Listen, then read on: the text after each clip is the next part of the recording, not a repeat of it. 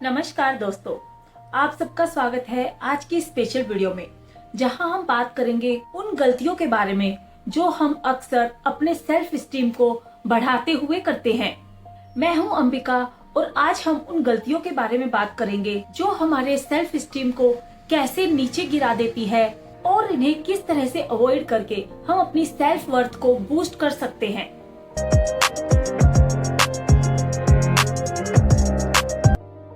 चलिए सबसे पहले जानते हैं कि सेल्फ स्टीम आखिर होता क्या है।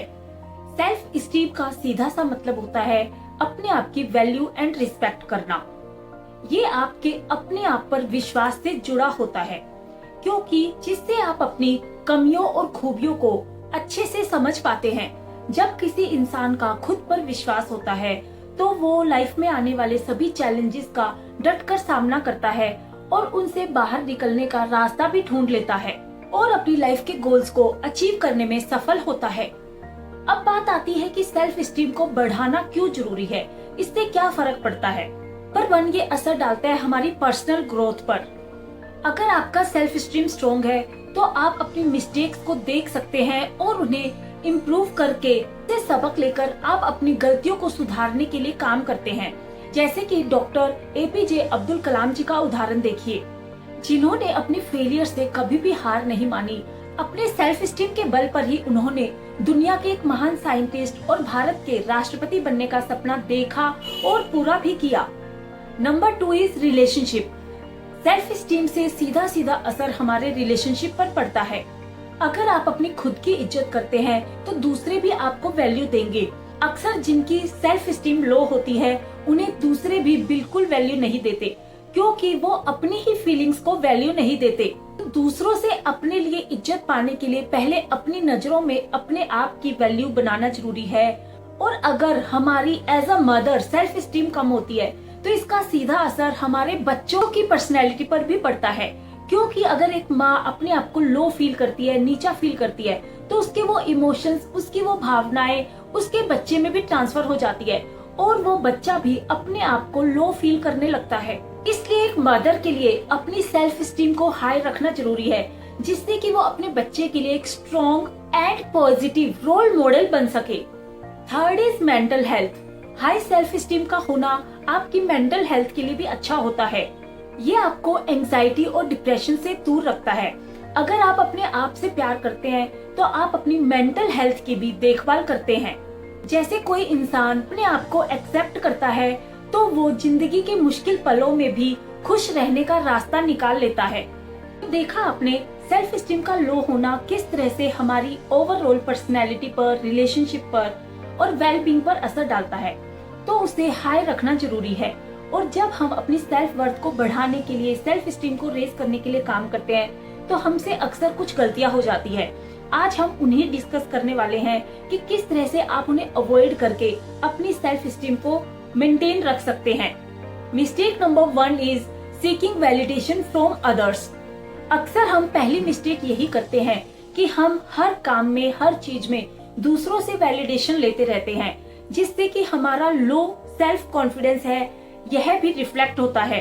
पर वो हमारे लिए परमानेंट सॉल्यूशन नहीं है, वो सिर्फ टेम्परेरी सॉल्यूशन है जो हमें टेम्परेरी कॉन्फिडेंस दिलाता है। मिली को हर काम में दूसरों से तारीफ सुनने की, उनसे अप्रूवल लेने की आदत थी, पर उसने धीरे धीरे रियलाइज किया जब तक वो खुद अपने काम से खुश नहीं होती, दूसरों की तारीफ भी उतना असर नहीं डालती। दूसरे अगर बोल भी दे ये तुमने बहुत अच्छा किया है, तब भी वो अपने आप में संतुष्ट नहीं होती थी। तब उसे रियलाइज हुआ कि अपने आप के अचीवमेंट्स के लिए अपने आप में खुशी ढूंढना ही रियल हैप्पीनेस है।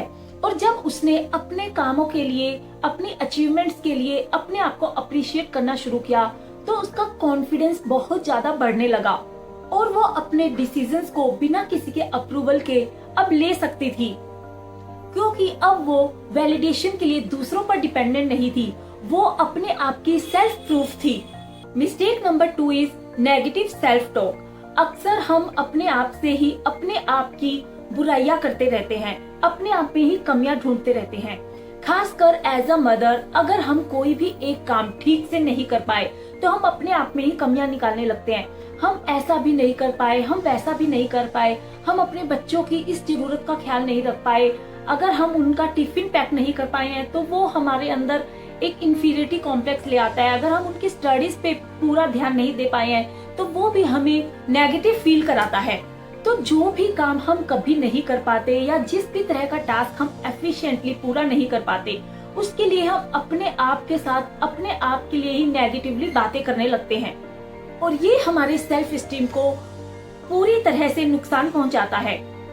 जैसे हम रानी का एग्जाम्पल देखें, वो जब माँ बनी तब वो अपनी सेल्फ केयर के लिए कुछ भी नहीं कर पाती थी और वो सारा टाइम बच्चे की केयर में ही लगी रहती थी और धीरे धीरे वो अपने आप को एकदम डल टायर्ड फील करने लगी।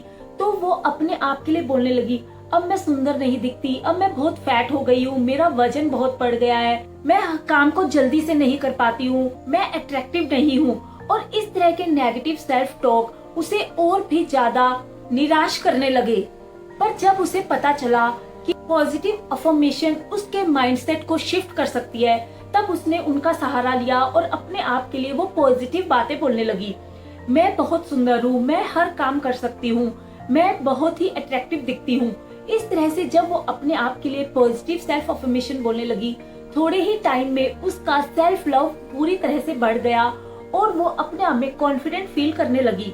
इस तरह से उसका सेल्फ स्टीम हाई होने लगा। Mistake number 3 is setting unrealistic goal. अक्सर बहुत सारे लोग ऐसा ही करते हैं कि वो अनरियलिस्टिक अपनी टू डू लिस्ट बना लेते हैं जिसे वो कभी अचीव ही नहीं कर सकते और जब वो वैसा पाने में नाकामयाब होते हैं तब उन्हें लगता है कि वो अपनी लाइफ में फेल हो गए। जैसे कि मैं आपको नेहा का एग्जांपल देती हूँ। उसे पेंटिंग का शौक था और वो बहुत ही ज्यादा फेमस आर्टिस्ट बनना चाहती थी। तो उसने अपने लिए एक टारगेट रखा कि वो नेक्स्ट 2 मंथ में एक्सपर्ट आर्टिस्ट बन जाएगी। 2 मंथ्स में एकदम एक्सपर्ट आर्टिस्ट बनना किसी के लिए भी आसान नहीं होता और जब वो उन 2 महीने में अपने टारगेट को अचीव नहीं कर पाई तब वो पूरी तरह से निराश हो गई और उसका कॉन्फिडेंस पूरी तरह से लो हो गया। पर जब उसके मेंटर ने उसे बताया कि 2 महीने में कोई भी इस गोल को अचीव नहीं कर सकता, तुम अपने लिए छोटे छोटे गोल सेट करो। अगले 1 मंथ तक तुम डेली एटलीस्ट 30 मिनट 1 आवर इस काम के लिए अपने आप को दोगी और 1 मंथ के बाद तुम इस लेवल तक अपने आप को देखोगी। तो जब उसने अपने लेवल सेट किए तब वो अपने आप को इम्प्रूव होता हुआ देख पा रही थी और उसके अंदर अपने ही आर्ट को देखकर मोटिवेशन भी आने लगा और इससे उसने अपने कॉन्फिडेंस को फिर से बूस्ट कर लिया। Mistake number 4 is avoiding challenges. अक्सर हम लाइफ में आने वाले चैलेंजेस को फेस करने से डरते हैं और जिससे हम अपने सेल्फ स्टीम को कभी भी पूरी तरह से बूस्ट नहीं कर पाते। हम में से सबको अपने आप को सेफ साइड में एक सेफ बॉक्स में रखना पसंद होता है, क्योंकि अगर हम उससे बाहर निकलकर काम करते हैं तो हम अपने आप को चैलेंज करते हैं जो हमारे लिए फियरफुल होता है। ठीक ऐसा ही रूपा के साथ भी था। वो किसी भी चैलेंज को फेस करने से डरती थी क्योंकि वो नहीं चाहती थी कि वो लाइफ में कभी फेल हो। उसने एक छोटा सा चैलेंज एक्सेप्ट किया कि वो अगले 1 मंथ में एक नई स्किल सीखेगी और जब उसने उसे सीखने के लिए काम करना शुरू किया और वो 1 मंथ में उसे सीख पाई तो उससे उसको एनकरेजमेंट मिली। चैलेंजेस को फेस करके ही हम अपनी एबिलिटीज को बढ़ा सकते हैं और अपने आप पर विश्वास करना सीख सकते हैं, जो हमारे सेल्फ स्टीम को बढ़ाता है। ये 4 मिस्टेक्स आपके सेल्फ स्टीम को नीचे गिरा सकती है, लेकिन इन्हें पहचान कर और अवॉइड करके आप अपने सेल्फ स्टीम को बूस्ट कर सकते हैं। आज से ही अपने आप को अप्रिशिएट करना स्टार्ट करिए। देखिए किस तरह से आपका सेल्फ वर्थ बढ़ता जाता है।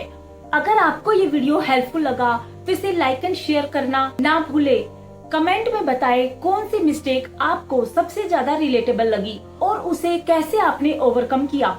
और इसी तरह के और वीडियोस के लिए हमारे चैनल को अभी सब्सक्राइब करें। Let's grow together.